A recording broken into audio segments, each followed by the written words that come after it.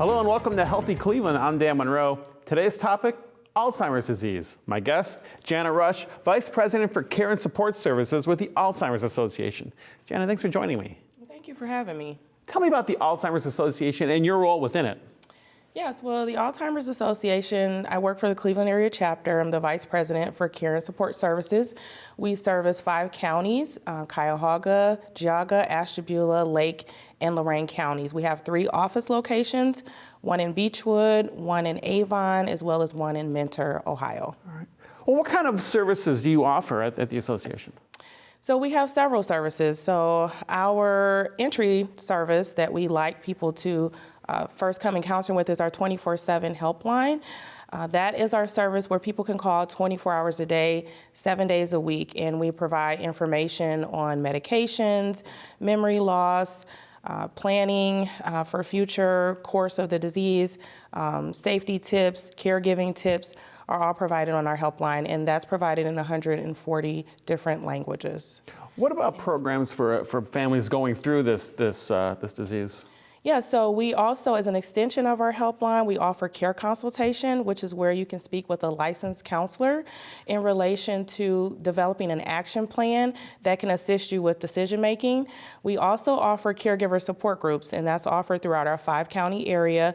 That's support groups that bring caregivers together to discuss support and issues in relation to caregiving for someone that's affected by Alzheimer's disease. We also have early stage programming where we offer care for the persons with dementia as well as their caregiver. And that's a 6-week program where we bring people together to discuss issues around lifestyle changes that will be happening as the disease progresses.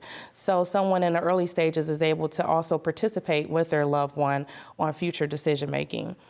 We also have other early stage programs. It's called Minds in Motion. And with that program, it's also, again, it's the person with dementia as well as their caregiver participating in fun social activities, so like art and music, therapy, and exercise. We also have a partnership with the Cleveland Museum of Art where we offer specialty art tours there once a month for persons with dementia as well as their caregiver. We also offer community education. So we offer in-person community education programming as well as online. And we cover a vast variety of topics such as understanding Alzheimer's and dementia, the 10 warning signs of dementia, legal and financial issues, and planning. So that's the depth of all the services that we provide. They're also all free and open to the public. So people can call that 1-800 number, our helpline, in order to find out more about those services and ways that they can get connected into those services. Free and open to the public. That, I think, is key for these great programs.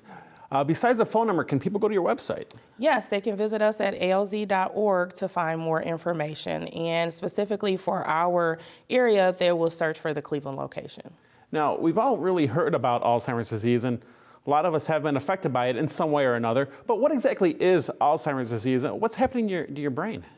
So Alzheimer's disease is a fatal progressive brain disease. And so dementia is an umbrella term that describes the symptoms that are associated with people who have memory loss. So typically, you're looking for signs in relation to memory loss that, you may have confusion about time or place, so places that you usually visit or go to that you normally know. You may forget how to, drive to your doctor's appointment or going to a family or friend's house. And so any communication issues can start to happen as well. So you may forget names of familiar people that you know, or like I said, places that you visit. Wandering is also a common symptom with people who have dementia. And with Alzheimer's disease, particularly the brain cells die in relation to those symptoms that begin to form with Alzheimer's disease. So we have well, researchers are studying things called plaques and tangles. And with that, we learned that nerve cells are interrupted and the brain cells die in relation to that. And so that's the difference between Alzheimer's disease and dementia. With Alzheimer's, is it mostly just with the senior population, or is that not really true? Yes, so it is true. Over 80% of cases of Alzheimer's disease occur in people who are 65 and older, but people can have early onset of the disease. So that's where someone develops the disease and they're younger than 65 years of age. So it can happen to people who are younger than 65, but the vast majority is among people who are 65 and older. Well, I can imagine there's a lot of things people just don't know about Alzheimer's disease, and I guess that's where the Alzheimer's Association comes in. Talk about why learning about this disease is so important. So we want people to learn about it because we understand that there are some lifestyle factors or adjustments that can be made with diet and exercise in order to mitigate some of those risk factors. We also know that early detection and diagnosis is huge. It makes a huge difference in the course of the disease for families. So there's a lot of medical, social, emotional, and planning needs that can be addressed early on in the disease that may not be able to be addressed later on in the disease. So, for instance, you would have more options to clinical trials. You would have time to maximize time with your family members and loved ones. You would have input on planning on end-of-life decisions and cost of care. And also you can tap into support and resources such as the ones that are provided through the Alzheimer's Association. And so we encourage seniors. There's an annual Medicare wellness visit that all seniors have an option to take advantage of as a part of Medicare. And so we have a resource and a tool on our website regarding cognitive assessments. So we know that less than 50% of people who are diagnosed with Alzheimer's disease are even getting their diagnosis. And so we encourage people to ask for those cognitive assessments and certain questions that they can ask from around memory and thinking issues in relation to their annual wellness visit under Medicare. You know, knowledge is indeed power, and I think when families have that knowledge, working with a loved one going through this, it makes it a little bit easier. Yes, absolutely. And I think it's good to know that with the Alzheimer's Association, no one has to go through this alone. No. You guys are here for them.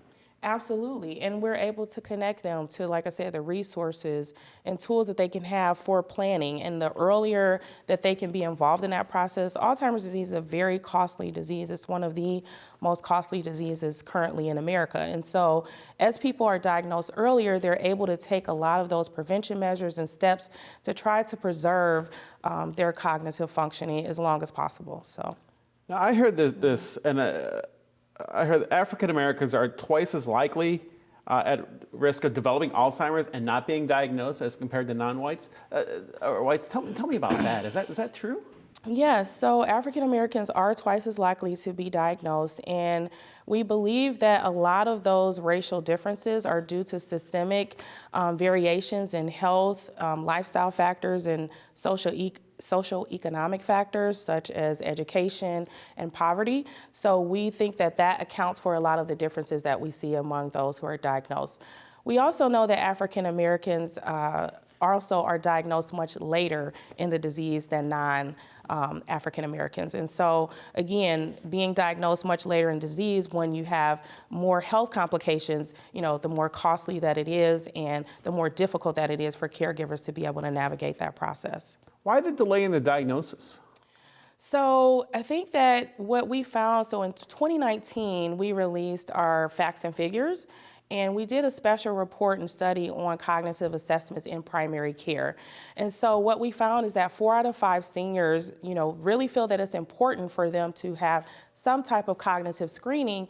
But we also know that doctors want more guidance in relation to, you know, how to manage as far as the medical treatments that could potentially assist with people who are diagnosed. So I think it's that part of it is that patients are waiting for the doctors to recommend it, and doctors are waiting for more guidance. So in some ways, I think it's just a miscommunication in the importance of having this screening and testing done among the senior population. So, do you think, too, with all families, there's a bit of a denial going on? Oh, no, it's not me, or it's not my mother, it can't, it's just something, it's not really anything. Yes, and I think that's part of the stigma that's out there in relation to Alzheimer's disease, that it's a normal part of aging to have memory loss and thinking issues, and it's not.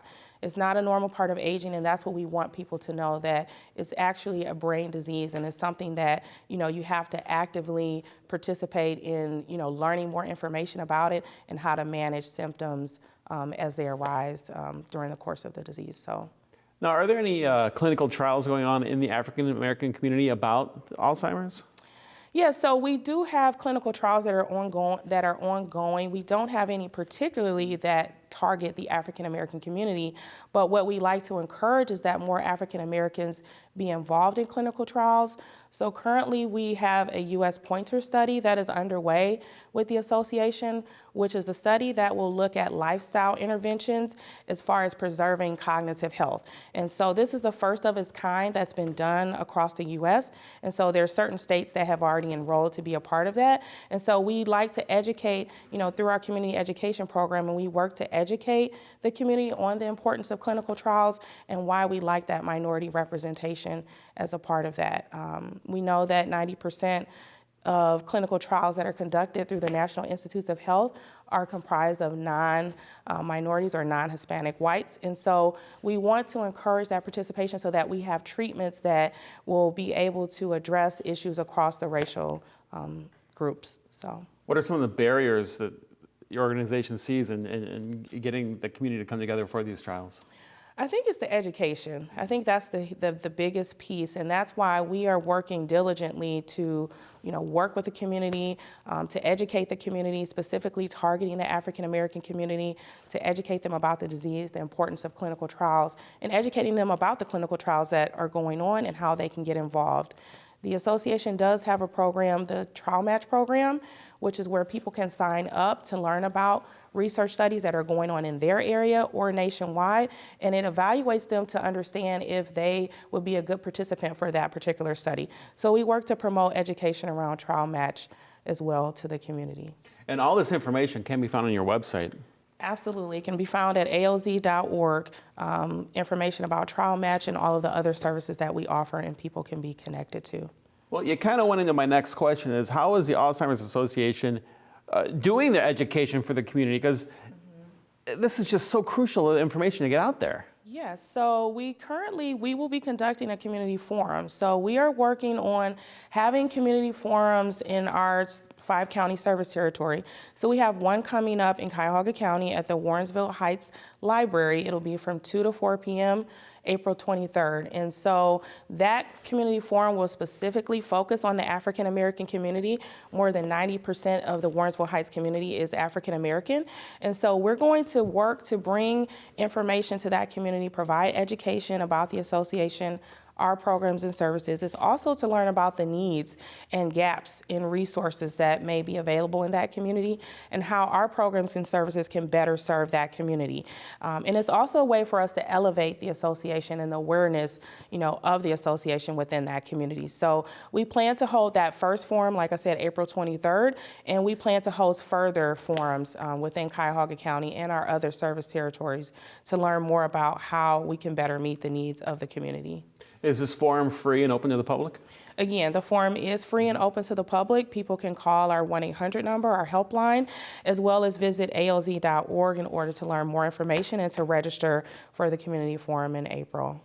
Jana, that is great. It'll be a great forum. TV20 would love to be there too to cover that. Absolutely. I want to thank you for being on Healthy Cleveland today. Thank you. We learned so much, and there's just so much more that we need to do, more information that needs to be put out there. This is just one step. So thank you so much for being on Healthy Cleveland. Thank you for having me. And thank you for watching Healthy Cleveland. I'm Dan Monroe, and thanks again for watching TV20. We are Cleveland. We'll see you next time.